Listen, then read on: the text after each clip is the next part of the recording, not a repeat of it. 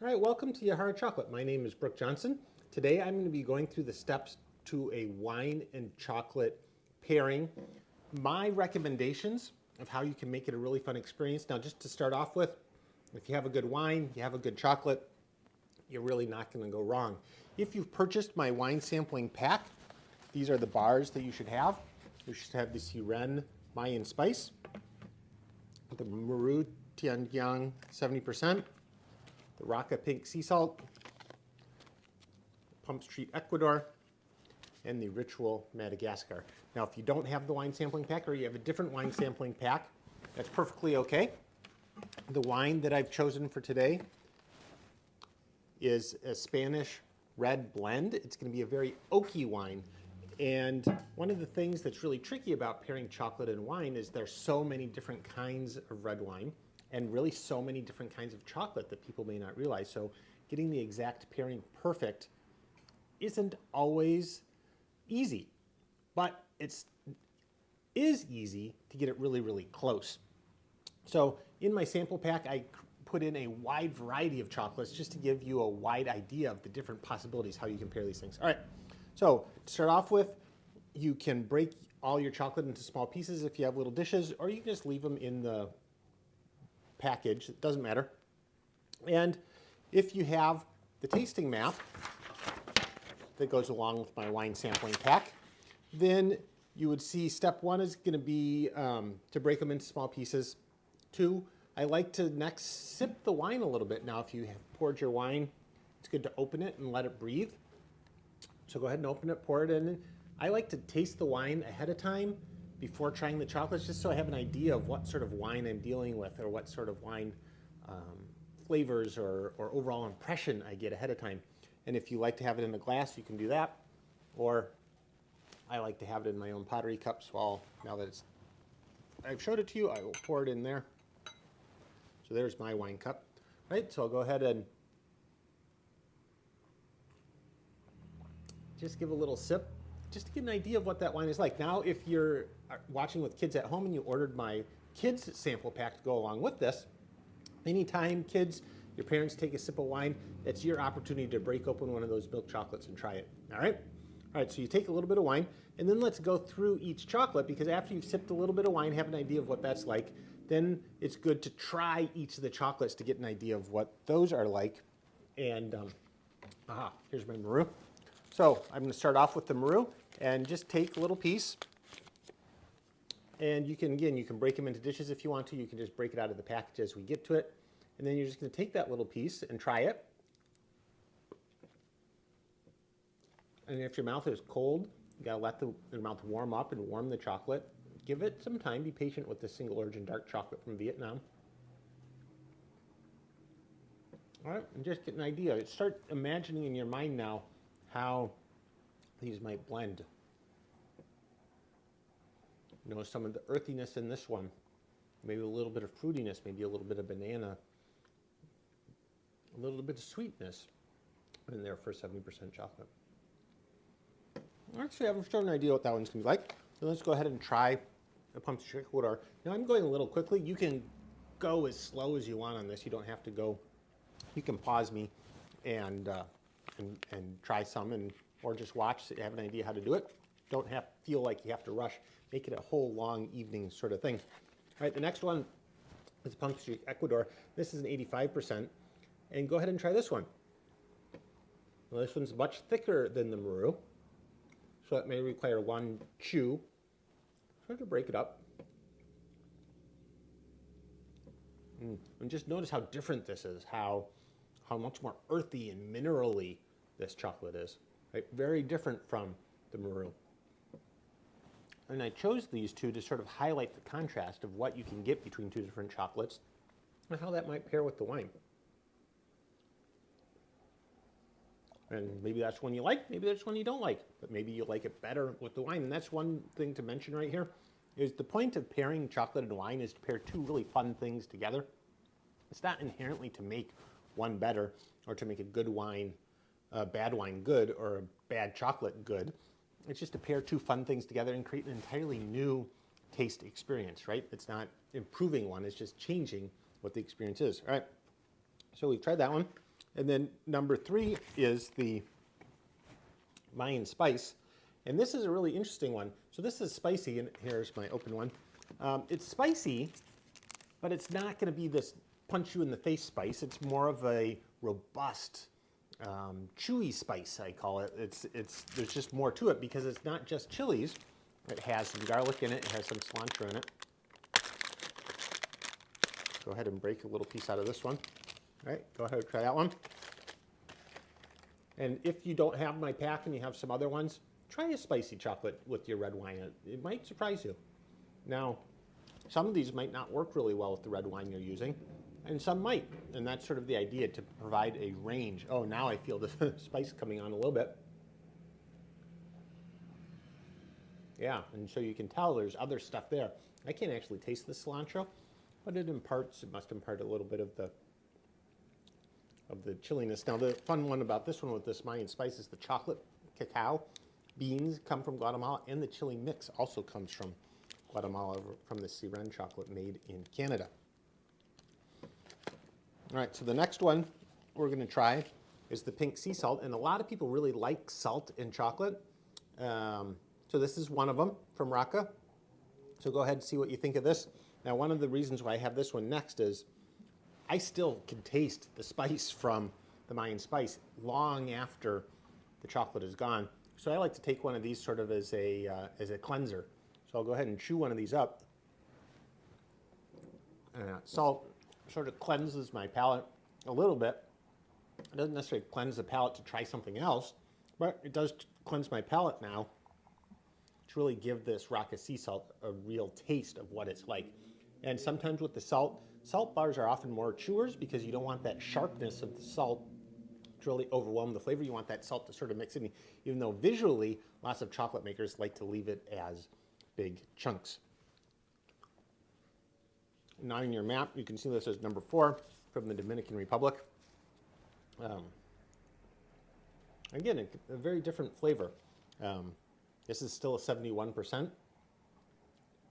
But you can taste how that salt sort of mixes in. All right. And now we're to our last one. And our last one is this Ritual Madagascar. And you can see that's number 5 on your map there in Madagascar.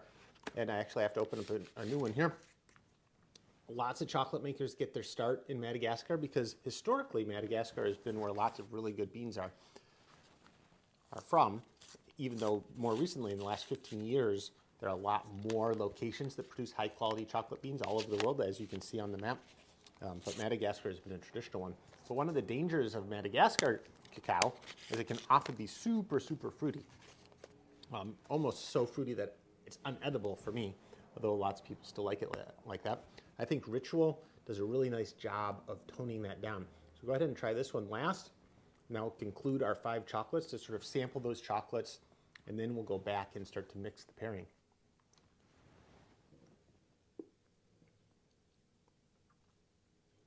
And this one's really smooth and it starts off very chocolatey. And you can feel some of that fruitiness, almost citrus orangey, rising a little bit. But then the chocolate sort of knocks it back down again. And that's what I like about this Ritual Madagascar, is it doesn't let that fruitiness get out of control. All right, so now that we've tried our chocolates, let's go through the different ways that we can sample the chocolate and the wine together. So now you have an idea. Maybe you already have picked out a favorite of the 5, but it may change. Let's see what happens. So now we've sampled these chocolate. Now we're going to take a little bit of sip of wine, but don't do it quite yet. When you take a sip of wine, I want you to prepare ahead of time. Make sure you have your Maru ready, or whatever chocolate you're using, because the point of this pairing is to sample a little bit of the wine. Then as the wine finish starts to fade, then you sample some of your chocolate and have the finish of the wine maybe influence a little bit of the flavor of the chocolate. So we'll take a little bit of sip of wine. All right, very oaky, very minerally sort of flavor. Now, as that is finishing, we'll go ahead and sample the chocolate. Right? So how did the finish of the wine influence the flavor of your chocolate? Right? So maybe you liked it better, maybe you liked it different, but this is where having a good wine and a good chocolate makes a huge difference, because there's really no wrong way to pair them together. All right, so now we're going to do it a little bit differently. Now we're going to prepare our next sample, which is the Pump Street Ecuador. Go ahead and prepare that. All right, so now this one, we're going to do it the opposite way. We're going to take a little bit of the chocolate, and then as that chocolate is starting to finish, we're going to sip a little bit of the wine. So we're going to flip it around. So chew this one up a little bit.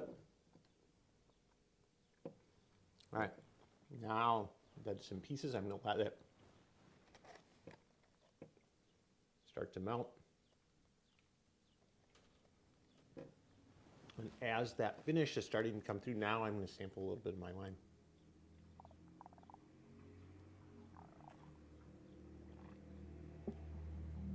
And for me, whoa, it really brings out the earthiness in the wine. And it's actually not my favorite pairing. And that's one of the reasons why I have this broad range of stuff, is you may have one here that really isn't a good pairing. And then that gets you an idea of what to look for when you're pairing stuff, if you want to test it ahead of time before you invite company over to do your wine pairing. Right? So that one's really not my favorite pairing with this wine.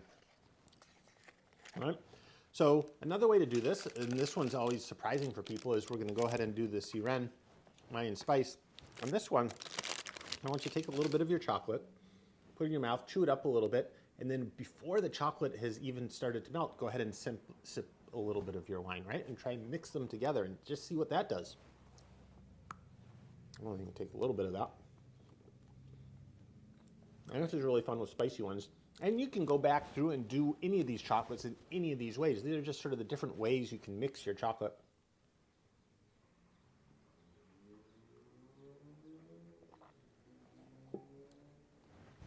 And for me, it's so interesting because the wine almost transforms that spiciness into a whole nother dish. I can't even put my finger on what it does, but now the spiciness is coming back on.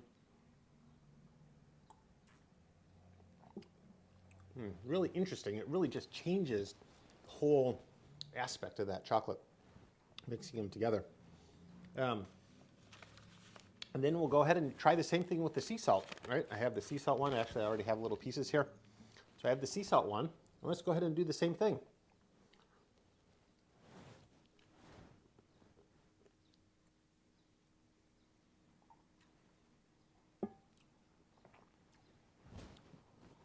And for me, the wine takes that salt and goes, right? So if you like salt, that really enhances the saltiness because the salt is dissolving into the wine, really changing how it mixes with the chocolate.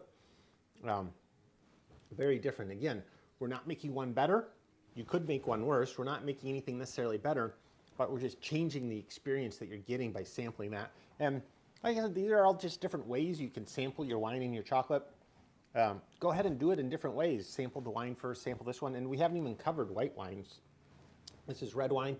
You can absolutely do it with white wine. If you're looking for a chocolate for white wine, I would stick with something lighter, like maybe this Obolo white chocolate or this Cacao Sampica milk chocolate. Some of these that are a little bit more milky, a little bit sweeter, work really well with the white wines. And so you can certainly do this with the white wine too. But you could try some of these darker ones with the white wine and just see. Chewers are a little bit better with white wine than melters because the white wine is often chilled, so it cools your mouth down, which makes it harder to re-warm your mouth up to make the dark chocolate melt, whereas the ones you're chewing helps your mouth warm up a little bit more. All right, so, but really the whole point of doing this is to kick back and relax without kicking the camera. Right, relax a little bit, take a little bit of your chocolate, just sit back, close your eyes with your wine in your hand and enjoy yourself, right? It's fun to pair your wine with your chocolate, make sure they're both good, both high quality, and it's really hard to go wrong. So thank you for watching. If you don't see this exact wine pack, I'll always have a wine pack online at yaharachocolate.com. And you can do the same process with any collection of chocolate. Enjoy.